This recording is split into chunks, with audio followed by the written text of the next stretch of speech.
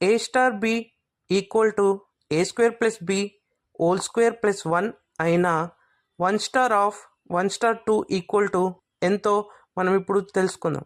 1 star 2 equal to 1 square plus 2 whole square plus 1. దీన్ని simplify చేస్తే మనకు ఆన్సర్ 10 వస్తుంది. ఇప్పుడు ఈ వచ్చిన 1 స్టార్ 2 వాల్యూని మనం 1 స్టార్ ఆఫ్ 1 స్టార్ 2లో సబ్స్టిట్యూట్ చేయాలి. అప్పుడు మనకి 1 స్టార్ 10 అనేది రావడం జరుగుతుంది.